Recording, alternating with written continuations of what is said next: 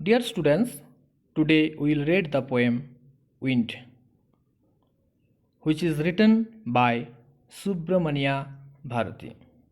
The poem Wind was originally written in Tamil. It was translated into English by A.K. Ramanujan. So, first we will know about the poet Subramania Bharati.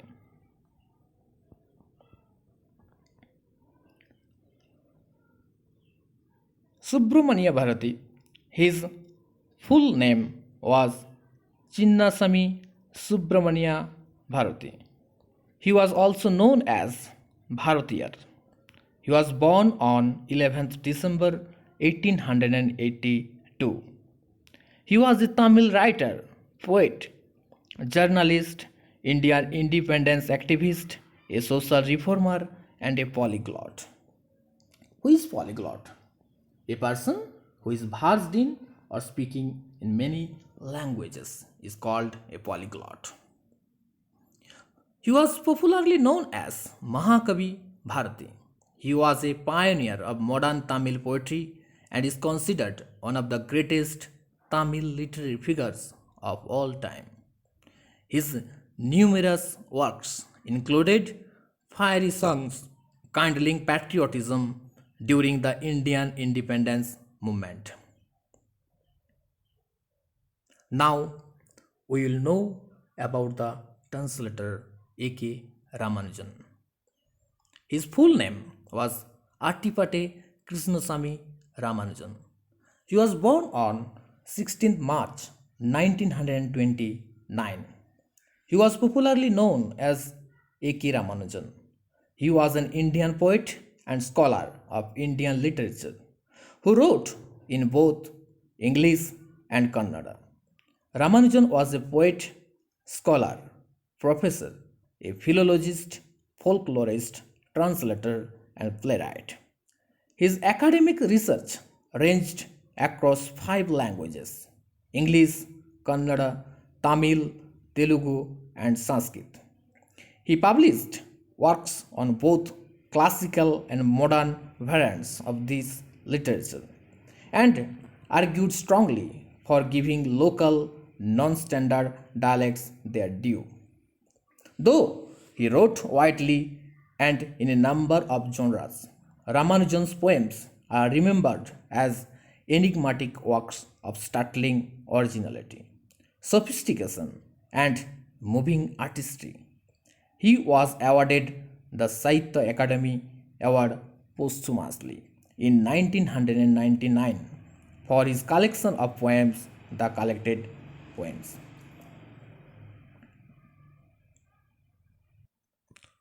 Now I will give introduction to the poem.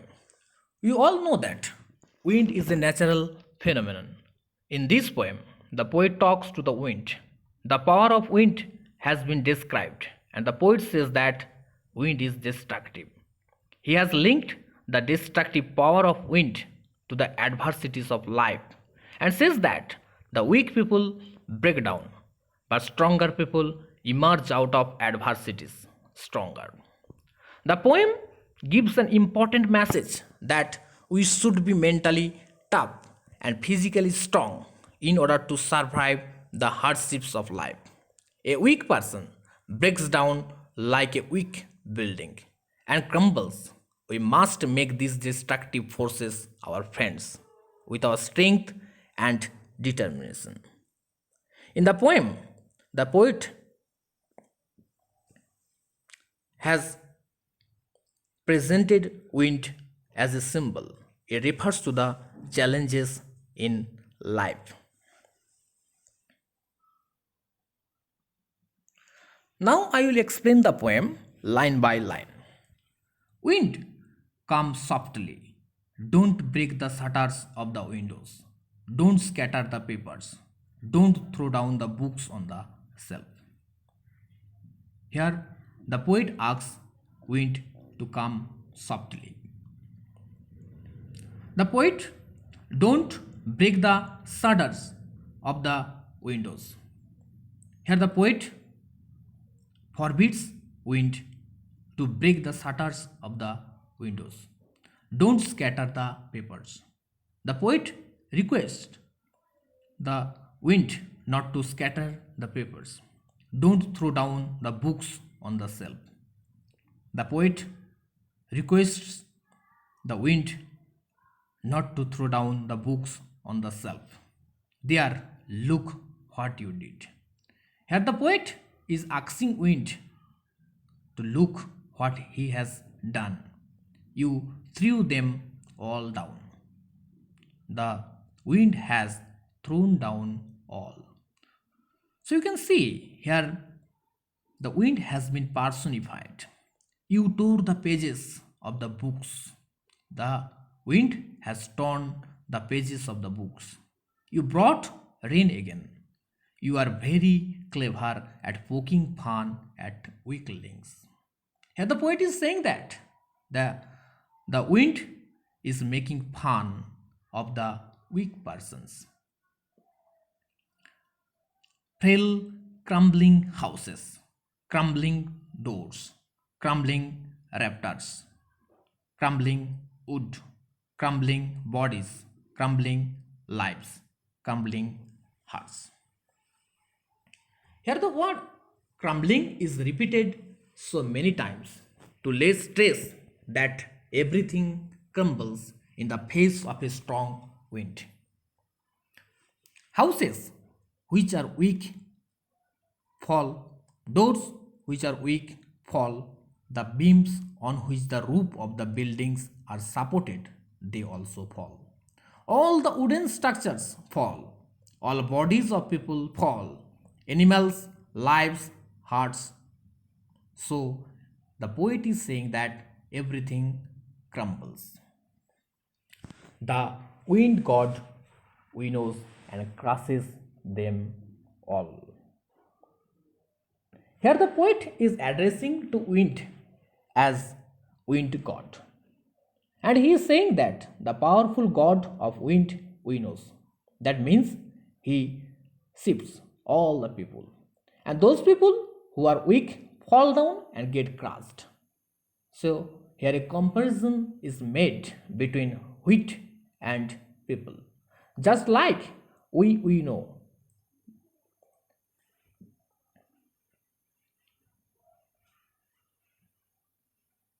Just like we know the wheat to separate the grain from chaff, the wind god separates the strong people from the weak people.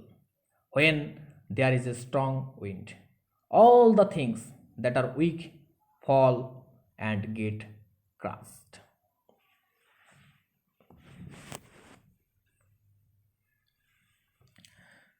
He would not do what you tell him. He would not do what you tell him. Who is here? Here he is the wind.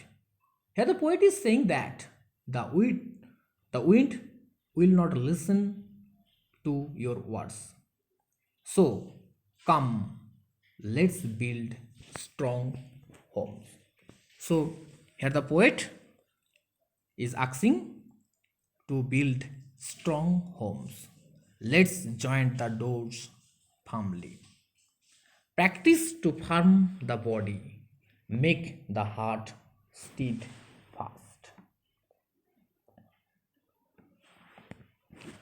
So the poet wants us to make friends with the wind, that is, the adversities in our lives. He says that the problems will not listen to us, they will come, so we should be prepared. In preparation, we should build strong homes and close the doors of our house firmly so that the wind cannot get into. And then he says that we should also make our bodies strong and hearts firm to face these challenges. Do this and the wind will be friend with us. When we will be able to do all these, the wind will make friendship with us. The wind blows out weak fires. Here the poet is saying that The wind blows out weak fires. He makes strong fires roar and flourish. But it makes strong fires roar and flourish. His friendship is good. We praise him every day. Here the poet is saying that his friendship is good. Why? The poet is saying so because wind helps us to become stronger and better. So we should praise him every day.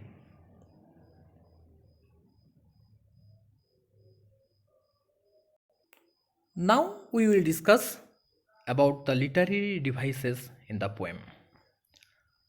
The poem is written in free verse. What is free verse?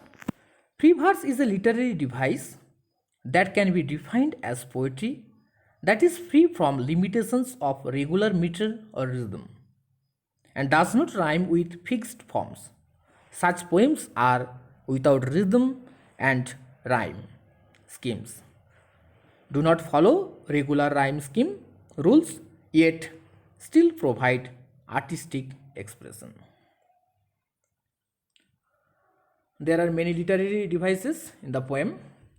So one of them is anaphora. What is anaphora? The figure consists in the reiteration of the same word or words at the beginning of successive lines, clauses, or sentences. Lines number 2, 3, 4 begin with don't. Lines 6, 7, and 8 begin with you. Another is personification. What is personification? In a personification, nature, an inanimate object, or an abstract idea is personified or invested with the attribute of a living being. Here, in the poem, wind has been personified. When the poet says, you are, he is referring to wind as you. That means he is treating wind as a person. Another is repetition. The word crumbling is repeated many times to lay emphasis. The poet wants to say that the wind crushes everything that is weak. That is why he repeats the word crumbling. Another literary device is alliteration. What is alliteration? In an alliteration, the same letter, syllable, or sound is repeated at the beginning of successive or nearly successive words. In the poem, line number 12 and 13, the letter W is repeated at the beginning of the nearly successive words wind, winnows, and won't. Another literary device is symbolism. What is symbolism? Symbolism means that the thing refers to some other thing. In the poem, wind is a symbol. It refers to the challenges in life. The poet is using wind as a symbol for the adversities in our life. If you have any question, you can put in the comment box. Thank you. Have a good day.